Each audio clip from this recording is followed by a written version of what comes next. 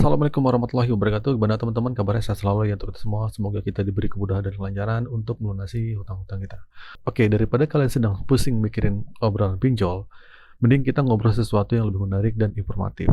Lo tau gak sih gimana sejarah pinjol atau gimana sejarah pinjol di Indonesia? Siapa pinjol pertama yang nongol? Kapan OJK mulai turun tangan? Dan pinjol mana yang pertama kali dapat cap legal? Nah, oke, berdasarkan apa yang gue baca, di sini gue akan cerita ya sejarah awal pinjol ini berada. Nah, jadi gini, pinjol pertama kali tercatat hadir di Indonesia itu adalah namanya CoinMock. Nah, muncul di tahun 2015. Lo pasti kenal dong sama CoinMock. Nah, mereka ini udah berizin OJK dan bukan pinjol yang ilegal ya. Jadi CoinMock ini bisa dibilang sesepuhnya pinjol di sini. Nah, menariknya, meskipun CoinMock ini sudah ada tahun 2015, aturan resmi dari OJK terkait pinjol baru muncul di tahun 2016. Tepatnya peraturan OJK POJK nomor 77 tahun 2016. Jadi pinjolnya duluan yang nongol, baru deh aturannya menyusul. Nah, waktu itu belum ada Asosiasi Fintech Pendanaan Bersama atau AFPI yang baru dibentuk sekitar tahun 2019. Artinya di awal-awal pengawasan pinjol masih langsung di bawah OJK. Nah, pinjol pertama berstatus legal dan perkembangannya. Di sini gue akan cerita. Setelah aturan OJK terbit tahun 2016, pinjol pertama yang langsung mendaftarkan diri dan berstatus legal di OJK adalah Danamas. Nah, mereka ini paling duluan dapat cap legal. Setelah Danamas, baru deh namanya menyusul nama-nama lain kayak Amarta, Akseleran, Investri, dan lain-lainnya.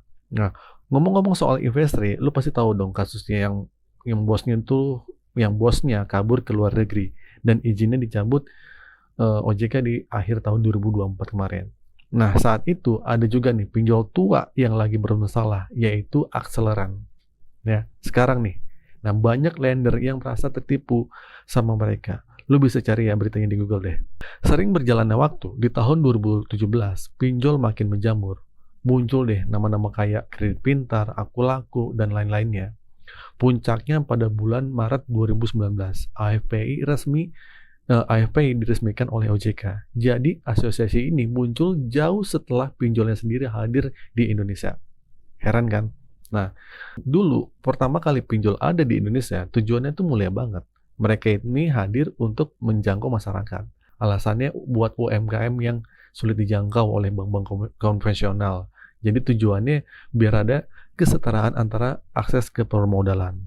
Iklan mereka waktu itu banyak banget di Facebook karena TikTok belum ada.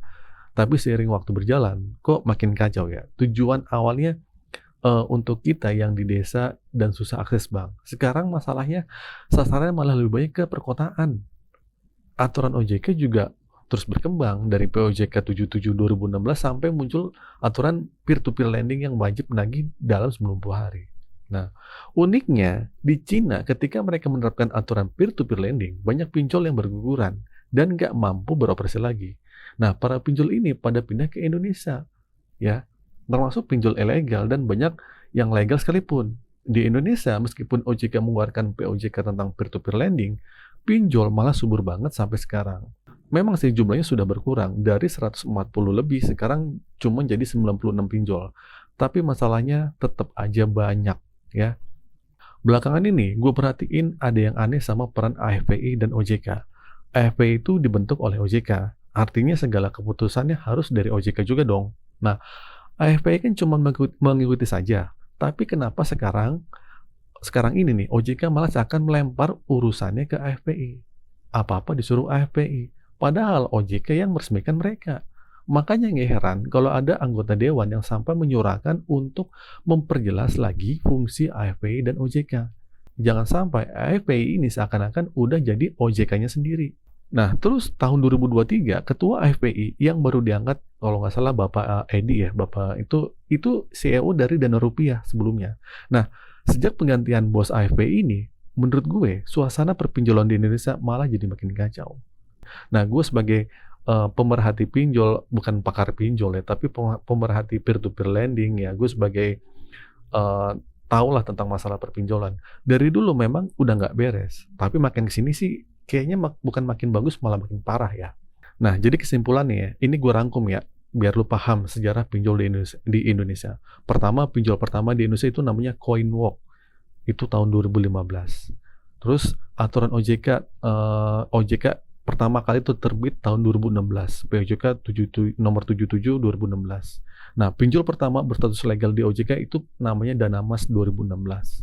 Nah, setelah itu AFPI dibentuk Maret 2019. Nah, bos AFPI terbaru diangkat di tahun 2023. Intinya, pinjol ini dari dulu sampai sekarang ya tetap aja bikin rakyat miskin. Ya, ada manfaatnya nggak? Ya mungkin adalah, tapi sedikit gitu kan.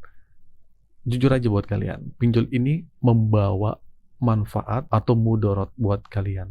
Ya, ada nggak sih orang yang pinjem di pinjol untuk usahanya maju, tapi rata-rata bangkrut ya. Jadi gini, visi misinya itu nggak berubah. Makanya penting banget buat kita tahu sejarah biar nggak cuma sibuk mikirin gagal bayar doang. Nah, buat kalian sedang gagal bayar, penting ini. Ya, ini penting nggak penting, tapi minimal kalian tahu pinjol itu ternyata dari udah hampir 10 tahun nih di Indonesia. Ya, dari tahun 2015. Makin lama, apakah makin bagus? Tidak. Tapi makin lama, makin ya kalian jawab sendiri lah. Oke teman-teman, semoga informasi ini bermanfaat buat lu semua. Kalau lu suka sama pembahasan kayak gini, jangan lupa like dan subscribe ya ke channel ini. Biar gue juga makin semangat ngasih motivasi dan edukasi Galbay untuk kalian semua. Akhir kata dari saya, Assalamualaikum warahmatullahi wabarakatuh.